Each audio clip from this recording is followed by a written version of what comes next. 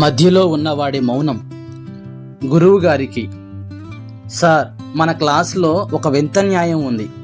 First వచ్చిన వాడిపై చూపు పడుతుంది, లాస్ట్ వచ్చిన వాడిపై జాలి పడుతుంది. కానీ మధ్యలో ఉన్నవాడిని ఎవరూ పట్టించుకోరు. వాళ్లకు ప్రశంసలు ఉండవు, ప్రత్యేక శ్రద్ధ ఉండదు. వాళ్ళ పేర్లు స్టేజ్ల మీద వినిపించవు, వాళ్ళ గురించి ఎవరూ మాట్లాడరు. మేము తప్పు చేసినా నువ్వు ఫస్ట్ కాదుగా, మేం మంచి చేసినా ఓకే, వెళ్ళి కూర్చో, అంతే. మా మనసులో జరిగే పోరాటం ఎవరికీ కనిపించదు. మా గుండెల్లో దాగిన బాధ ఎవరికీ వినిపించదు. ఎందుకంటే మాకు అరవడం రాదు. మేము మౌనంగా ఉంటాం, మౌనంగా భరిస్తాం, మౌనంగా ముందుకు నడుస్తాం. సార్, ఒకరోజు నాకు మంచి మార్కులు వచ్చాయి. ఆ రోజు మీరు నా పేపర్ చూసి నువ్వేనా రాసింది అని అడిగారు. ఆ మాట మీకు చిన్నదై ఉండవచ్చు, కానీ నా గుండెలో మాత్రం పెద్ద గాయమయ్యింది. ఎందుకంటే ఆ ప్రశ్నలో ఆశ్చర్యం కంటే అనుమానమే ఎక్కువగా కనిపించింది. ఆ రోజు నేను ఒక విషయం అర్థం చేసుకున్నాను. మనల్ని ఎవరు తక్కువగా చూడరు, అలా అని ఎక్కువగా కూడా ఊహించరు. అదే బాధ. మాస్టరు, ఫస్ట్ వచ్చినవాడు గెలవడానికి పోరాడతాడు, లాస్ట్ వచ్చినవాడు ఓడిపోకుండా ఉండడానికి పోరాడతాడు.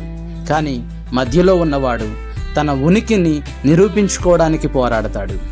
అదే అతని మౌనం, అదే అతని గాయం. మా జీవితాల్లో బెల్ మోగేది క్లాస్కి కాదు, మా మనోబలానికి.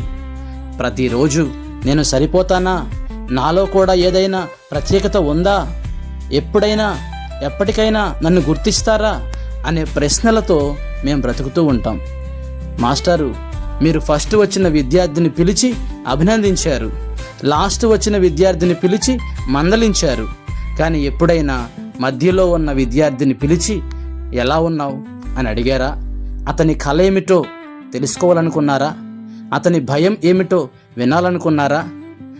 ఎందుకంటే ఎక్కువగా మాట్లాడే వాళ్ళ దగ్గర కాదు, మౌనంగా ఉండే వాళ్ళ దగ్గరే ఎక్కువ బాధ దాగి ఉంటుంది. ఎక్కువగా అల్లరి చేసే వాళ్ళ దగ్గర కాదు, నిశ్శబ్దంగా ఉండే వాళ్ళ గుండెల్లోనే ఎక్కువ గాయాలు దాగి ఉంటాయి. ఈ లేఖ గురువు గారికి మాత్రమే కాదు, ప్రతి తల్లిదండ్రులకు, ప్రతి పాఠశాలకు, ప్రతి సమాజానికి ఒక చిన్న గుర్తు.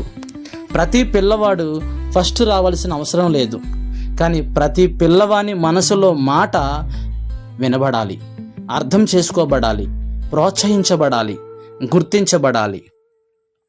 సార్, ఫస్ట్ వచ్చిన వాడికి చప్పట్లు వినిపించాయి, లాస్ట్ వచ్చిన వాడికి సలహాలు వినిపించాయి.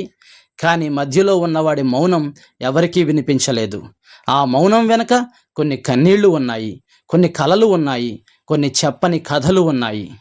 4వ బెంచ్లో కూర్చున్న మా చిన్న హృదయాలు చప్పట్ల కోసం కాదు, గుర్తింపు కోసం ఎదురు చూస్తున్నాయి.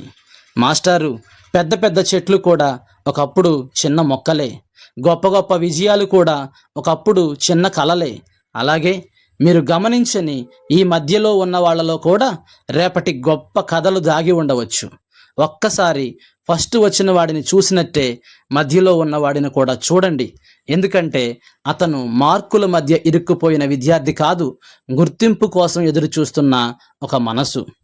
ఇట్లు తన ర్యాంక్కి కాదు, తన మౌనానికి విలువ కోరుతున్న మీ 4వ బెంచి విద్యార్థి.